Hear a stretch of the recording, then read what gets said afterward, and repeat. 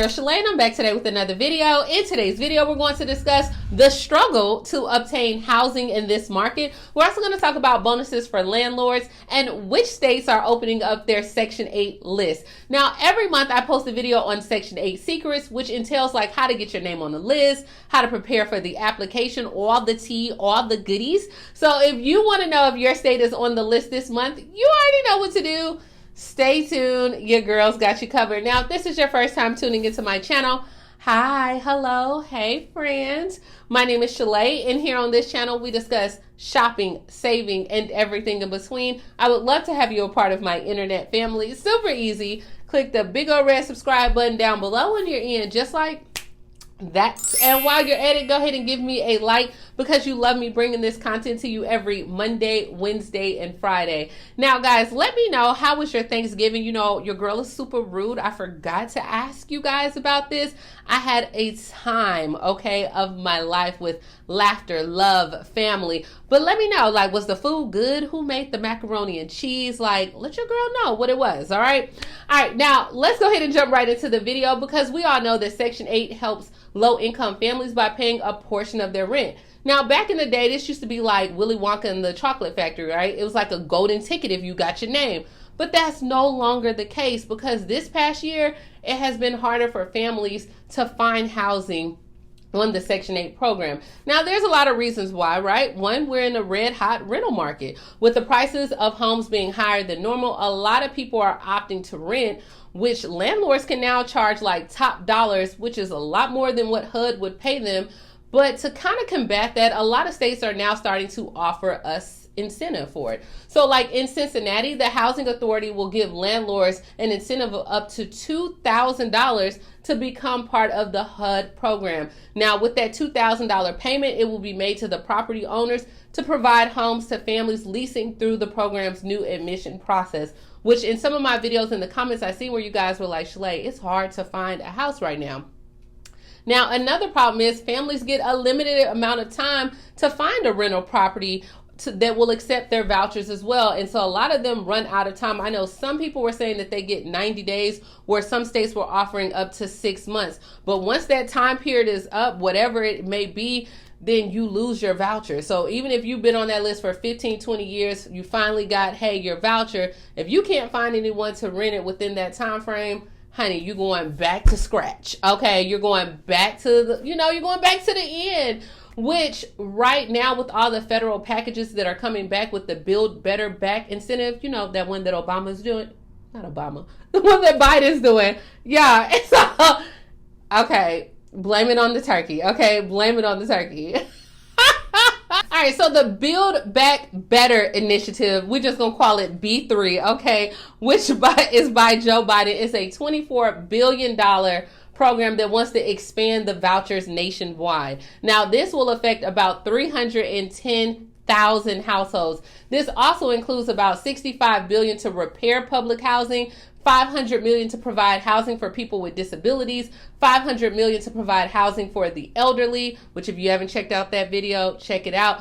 $15 billion to build more affordable housing as well. So this is huge, it's big, it's by Biden, okay, not Obama. But yeah, so they are now trying to pour more into the HUD and the Section 8 voucher program as well. And then hopefully you would be able to find housing. So let me know what your experience has been with Section 8 as well. Don't charge it to my heart that your girl had, just a slip up, but we're not going to edit that out, okay? Because we keep it real around here. Go ahead and kick it off with the states that are opening their list. The first state we're headed to is California, where the housing authority of the county of San Joaquin will accept applications on their waiting list from December 10th at 8 a.m. to December 24th at 5 p.m. Pacific time. Now, to apply during the opening period, you must complete your application online. If you don't have like a computer, you can go to the public library where the computer access is free, and they have different locations listed all throughout the county. But paper applications will not be accepted, and you cannot mail it in as well. Now, for California's waiting list, they have the following preferences. You must live or work in the county of San Joaquin. 3,000 applicants will be placed on the waiting list by random lottery as order of preferences. So Watch some of my other videos to get caught up with on the preferences as well. But you have until December 24th, okay? Next, we are headed to Florida, where West Palm Beach, Florida will now be accepting applications for their Section 8 waiting list as well. Now, applications opened up on November 29th, and they will go until December 17th at 11:59 p.m. Online application, no paper applications will be accepted as well. And when you go to apply, it has like a disabled link underneath the assistance available. And then at that point, you can go ahead and apply. But they don't have any preferences listed as of right now. And it doesn't even say how many applicants will be placed on the waiting list as well. So if you're in West Palm Beach, go ahead and apply. Next, we are headed to Glenn County, Georgia, which the Brunswick Housing Authority will start accepting applications for their Section 8 waiting list for 1 day only. So one night only, and that is December 10th at 9 a.m. to 12 p.m. Eastern time. Now, to apply, you must submit an application as well online. They will not accept any applications mailed in or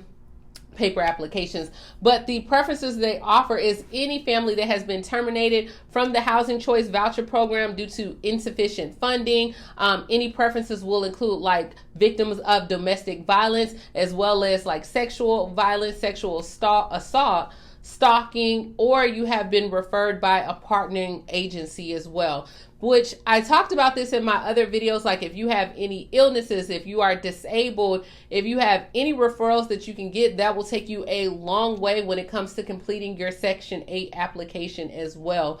Because, you know, like they put your like priority. So definitely before you're going to submit any applications, definitely go get that as well, or any doctors or notes that you can get written from your doctor that will help you be placed on the waiting list as well. Now, the applications are going to be placed based on the date and the time that the application is received as well. But remember, for this one, it's only one night only, or 1 day only. All right, next we are headed to Texas. I've talked about this one in almost every video because the Deep East Section 8 county list in Texas will be accepting applications from November 1st until December 31st at 11:59 Central Time. But they have so many counties that are listed that as long as you are in one of those counties, they are accepting 300 applications from each county as well. Live or work in any of the counties, as well as you have veterans preference, you have if you are a victim of domestic violence, and also if you're like the head of household or co-head of household, or even if your spouse is disabled as well. They're accepting 1,500 applicants to be placed at random on their waiting list based on your order of preferences. So definitely, if you're in Texas, I mean, you've had almost over like a month and a half to get your application in, so definitely go ahead and submit it. And this is all, guys. This is what we had. As you can see, your girl is getting back in the saddle, okay?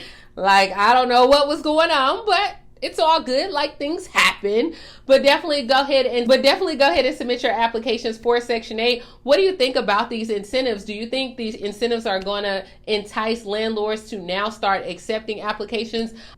One of my subscribers had submitted a question, and she said, hey, Shalae, you know, like, how can I get some of the landlords to accept my Section 8 voucher? And I told her, like, hey, you might need to reach out to them, go talk to them, and, you know, just let them know, like, hey, you have this voucher, you're not going to damage their property, you know, like, ensure to them that you're going to be a great tenant, because I don't care how great the market is performing, people want people in their property that's going to take care of it, that's not going to cause any issues, that's not going to keep it nasty.